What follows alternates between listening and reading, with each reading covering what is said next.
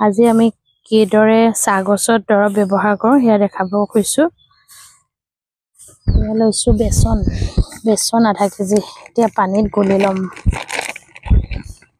এয়া বনাব লৈছোঁ জীৱামৃত। তাৰ বাবে দৰকাৰ হ'ব বেচন, গুড়, গৰু মুত, গোবৰ আৰু বৰগছৰ গুৰিৰ মাটি। এতিয়া বেচনখিনি গুলি লৈছোঁ।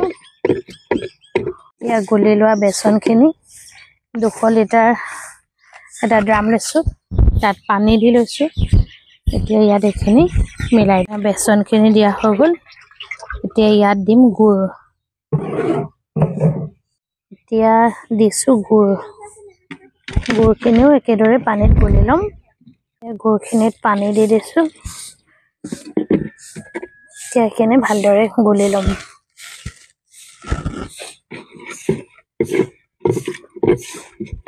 আমি বছৰটোত 3বাৰমান এইদৰে চাহ গছৰ গুৰিত দিওঁ। কোনো ধৰণৰ কেমিকেল ব্যৱহাৰ নকৰোঁ।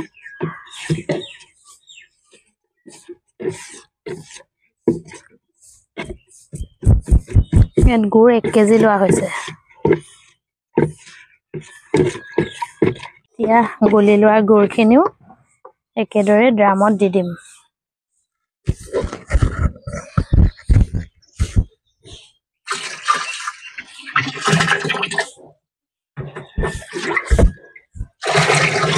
বেচন গুড় দিয়া হ'ল। এতিয়া দিম আমি ইয়াত গোবৰ গুলি। এতিয়া ইয়াত গোবৰ দি দিছোঁ।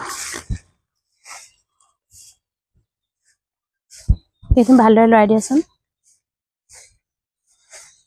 ইয়াত আমাৰ 10 কেজিমান হ'ব কেঁচা গোবৰ। এইখিনিও ভালদৰে গুলি ল'ম।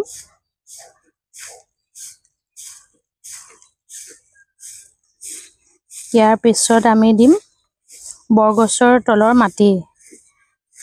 কাৰণ বৰগছৰ তলৰ মাটিটো লোৱা হৈছে কিয়নো বৰগছৰ তলৰ মাটিৰ উপকাৰী জীৱাণু থাকে আৰু সেইখিনিয়ে মাটিৰ মানদণ্ড বৃদ্ধি কৰে। সেইটো বাবে বৰগছৰ গুৰি মাটিটো আমি দি দিম ইয়াত।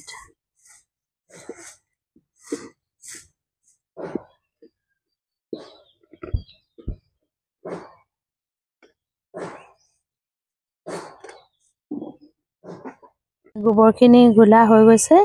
এতিয়া এইখিনি আমি ড্ৰামত ঢালি দিম।